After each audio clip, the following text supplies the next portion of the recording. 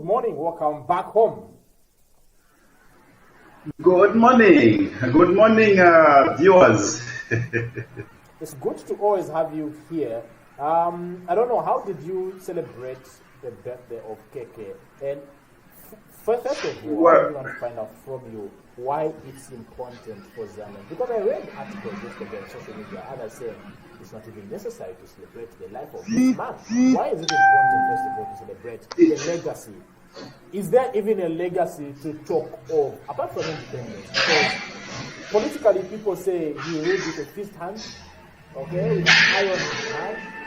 Democracy was not respected in his time, and these are some of the genuine concerns that people have brought out. I want to find out from you, first of all, whether it's important to even celebrate the legacy of Dr. Kaunda. Well, I give high respect to Dr. David Kaunda, and I would say he's one of the outstanding national collectors of all times. His record is unbeatable. It's something that one would say he did a remarkable job to liberate this nation. And we attest to what he has actually done, as we can see that our system of life now is changed, and we are moving a very difficult, interesting dimension of life in terms of economic, social, and health. All sectors of life, we are able to see his fruits that he has actually bared for this nation.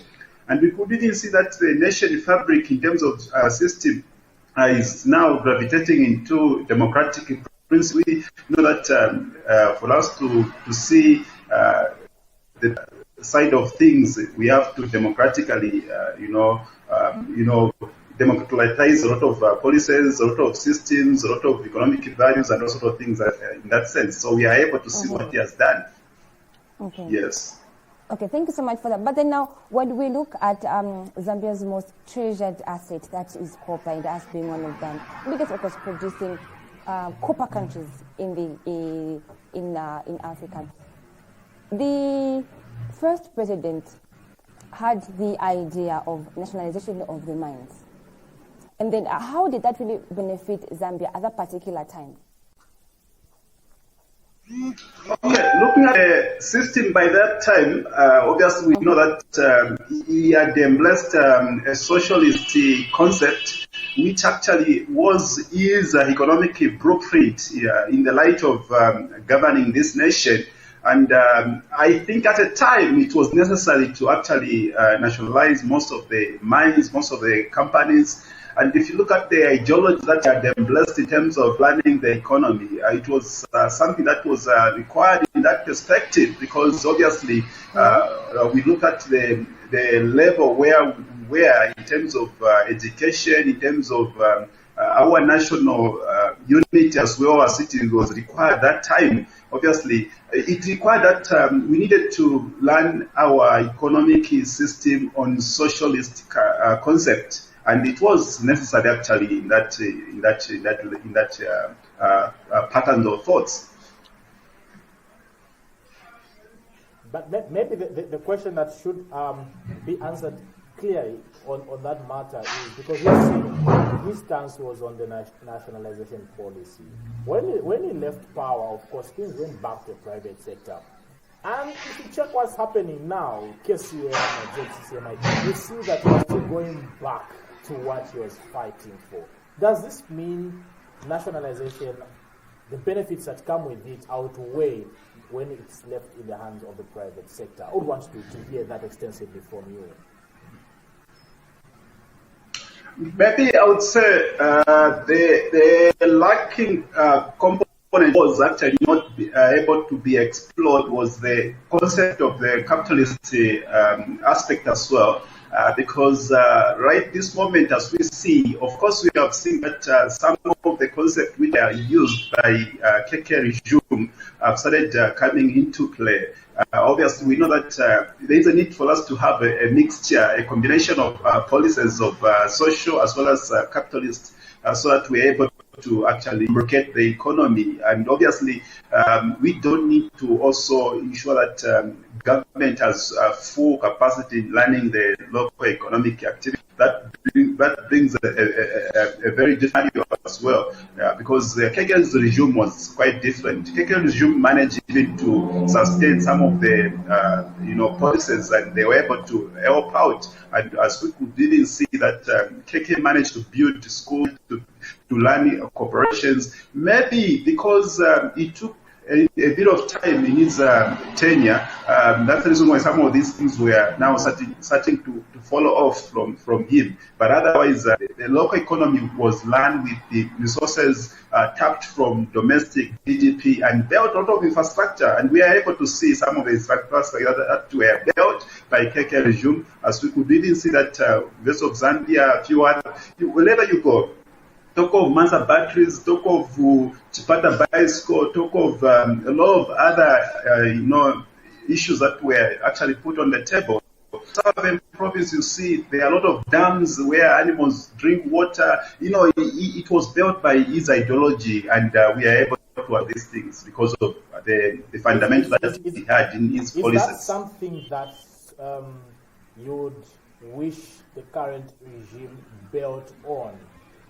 Because all those things about Mansa batteries, you can't find them anymore. You talk about Mulongoshi textiles, we've been singing this song, the fuel, nitrogen, chemicals, all those things are things that we've been hearing. It's like someone said, it's a movie that we've watched before, where people have talked about it. Let's revamp these industries. But we are not seeing them revamped. Is it something that you feel the current regime should build on? Yes, it's something that they can actually embrace, though I strongly feel that there are some complicity in the way things are run. Like, for example, I'll give you a typical example of IDC. IDC has got a couple of projects that are now being controlled centrally by the establishment of IDC. You see, I can give a typical example of maybe, for example, Mulongoshi housing, which is actually owned by the Ministry of Finance, and basically now being pushed into IDC circles. Look what else to do with the ZCCM HIIH, which is also actually part of the IDC group. But if you all look at what has been happening, even when you look at ZISC Life, ZISC General, all these are under IDC. But if again you look critically in the way things are, you find that IDC now having control as like care of all these companies. But again, also these companies have got line ministries which are also responsible, and they have got also board of directors. So you see, there is so much complicity of work, duplication of work, and it's just not making up in some sense. So there is a need to define a very good way of how things should be running in operations of these institutions, because we are duplicating work. And for now, the bad part is that the money comes from some of these IDC companies like ZISC and a few others. They go into Control 99, which does not even have so much power to help out, controlling these companies. Because the allocation that comes from Treasury. Yeah. Before we let you go this morning, I would want your personal opinion on some of the concerns that people have brought, that democracy was not followed by KK. We saw the ballot, there was him and the frog. That already is like an insult to the Zambians. We said, Pamulu ni keke, Pamulu ni desa panch ni keke. Those statements, do you feel such a man is worth to be celebrated? As we end this particular interview. Okay, I know, of course, that KK may not be the likings of many during his rule, as he was on one side of the coin known as superhuman in some of these ideologies that he had embraced, but obviously he meant well for the nation. And we're seeing that KK helped even liberate other nations in Africa. The African story in terms of liberation, in terms of independence cannot go without the mention of KK. KK has really done a tremendous job to almost each and every country in the nation. I have taken trips to Zambia. I was in Ghana, I was in other places. You know what happens? People only know KK and Kalusha Walia. They always ask about these people. So they have put a very strong imprint on the mind of many people across Africa and across the world. Yeah, thank you so much, Mr. Chisanga, really, for coming through on today's edition of... It's been a pleasure for me to feature. Thank you so much. Thank you. Still watching the edition of Millennium Culture, first and only business breakfast. I think very good thoughts that is shared on the legacy of Dr. Kaunda. Exactly, especially on the issue of the mines. Of course, we saw that, we know there was an issue of nationalization back then. Then it went back into the private hands, and now we see how government is trying to have that back. So in that light, usually he brought out the issues that maybe some of us were still not so much convinced to say, should the mines really be back in government hands or still be run by the private sector, depending on which angle you look at. But what we want to see, the mines being Zambia's the biggest industry, I must say, we need to see the benefits of the mines running, trickling down to having like the issue of the Kasama bicycles, of course, looking at all these factories that are no longer exactly of the economy should trickle down into more factories and companies and industries also benefiting to show that the country it's not on autopilot, that it's just running depends on the mines. Exactly. We cannot emphasize the good role that KK played in the liberation struggle. No, on the issue of him being a hard man, nobody's perfect. He did what he had to do. I'll reserve my comments on that, but just keep wishing him long life, good health, and that's where we wrap up Thursday edition of Millennium Culture. We're coming to you live from Alongika Studios right here in the capital city, Lusaka. We're back again on a Friday edition tomorrow. I know it's a weekend. We have a very special guest joining us tomorrow. If I were you, I would mark it in my diary, 7 to 9, on behalf of the entire production crew. It's Poshingongo and Tracy Luando. Enjoy your Thursday. Good morning.